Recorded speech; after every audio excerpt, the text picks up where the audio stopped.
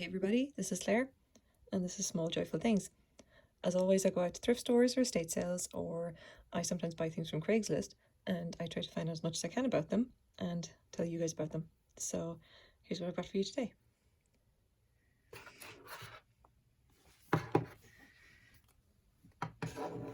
Not organized.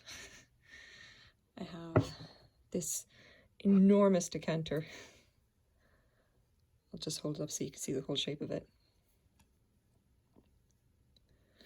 Now, it's actually so big and I don't want to risk that falling off and breaking or something.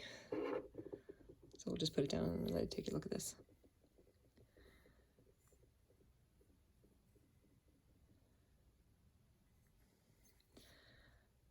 No marks on the bottom. It is frosted glass. It has this wonderful enameling on it, which is all hand painted. This is not. This is actually pressed glass. And the really interesting thing about it, which I'm not sure you can quite see on the camera. No, you can't really see it there. Damn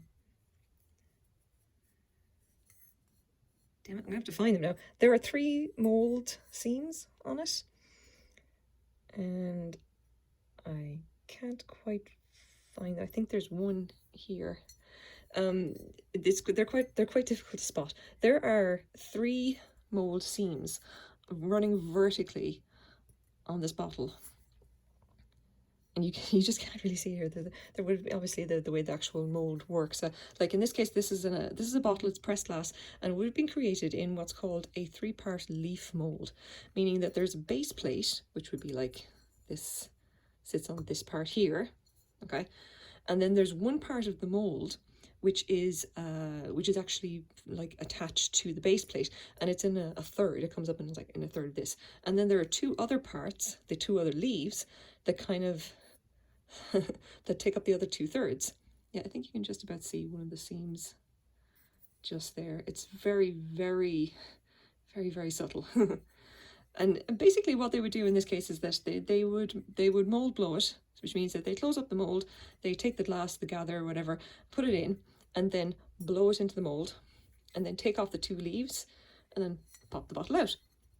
Now, up at the top here, it's a little bit, they had cleaned it, so it's a little bit damp probably on the inside.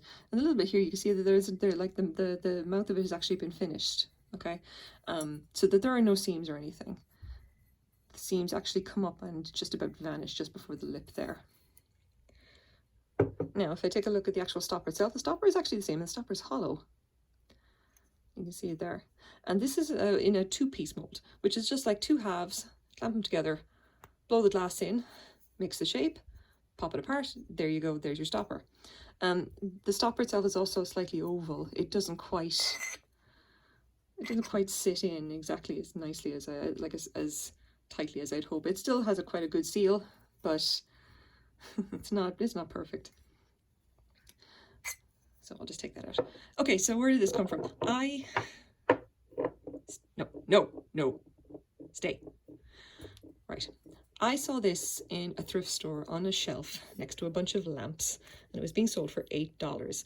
And I ended up looking at it, and immediately the brain goes, get it, something good, get it. And I ended up just picking it up, just grabbing it and taking it off the shelf and just staring at it going like, how in the world is this only $8? How? Who would think this is only worth $8? And surprise, surprise, the reason that they slapped an $8 sticker on it is because they couldn't figure out what it was. And I nearly couldn't either. This video has been a long time coming because I spent so long trying to work out what this bottle is. Eventually, I just got sick of it, and I ended up going back to getting it professionally appraised for someone whose job it is to know about old stuff. And I went to Dr. Laurie. If you're around on YouTube, you may actually know of her. She's Dr. Laurie Verderame. I think that's how I'm pronouncing her second name correctly. She has a YouTube channel. She is a professional antiques appraiser. Her entire job is just knowing about really, really old stuff. And I got on a video call with her because obviously, you know, the pandemic and we want to, you know, social distance. I got on a call with her and I showed it to her. I showed her photos and then you know, demonstrated it kind of on the video, and just kind of we had this nice chat about what it actually could be. So I had a feeling that this was going to be late 19th century, early 20th century, and I had a feeling that it was kind of, you know, maybe it's Art Deco. It had kind of a nice kind of feel, and the fact that it's a 3-part leaf mold, like that would be something that would have been used for elaborate bottles around the turn of the 20th century. I was kind of looking at that going, maybe it's a Barber bottle, and a Barber bottle was like around 1916, just for a bit of history. Was it 19? No, sorry. That's the wrong date. It's 1906, I think.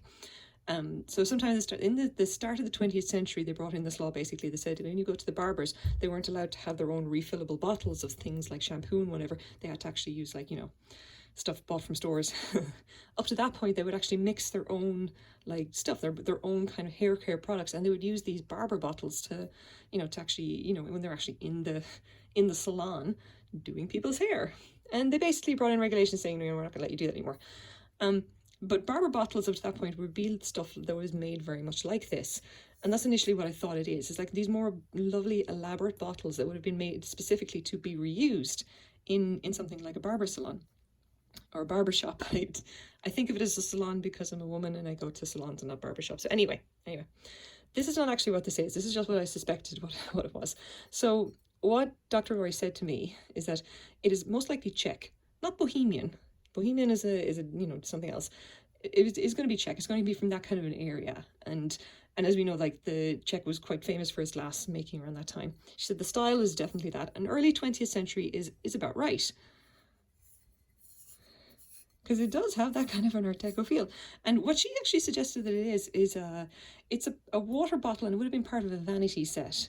So it's kind of in the same kind of vein as what I thought it was, but it's not exactly the same thing. This basically, you know, if you have your little vanity next to you at night and you know, you'd have your stuff for perfumes and everything, but if you wanted to just have a drink, you have your water bottle. Now, the reason I think this is only $8 is that it absolutely stumped me completely. Like, if I just grab my stuff here. I was actually looking at wine decanters a lot of the time. I just had nothing because I honestly thought that it's, you know, it's kind of the right shape. Maybe it's for wine, but no, it's like it's not. It's actually for water. If you actually just go looking for things like Victorian satin glass or frosted glass, because this surface is actually frosted, you get a lot of varied kind of results, and not really many of them are relevant. So I can understand why the thrifter looked at this and like, oh, could be anything. Let's just put $8 in it. So yeah, and it's a shame that they never, you know, they never actually did anything more than that. And I managed to get, like, you know, a very nice bottle for a steal, and I forgot to measure it for once. So, forget my own head. All right, the stopper is about 4 inches. That's including the bit at the end. I did actually measure this off when I was on the phone to Dr. Laurie. Yeah, and the bottle itself is about 9.5. If you put them together, the whole thing is about just 12 inches high with, you see the stopper doesn't sit perfectly. It's about 12 inches high with the stopper.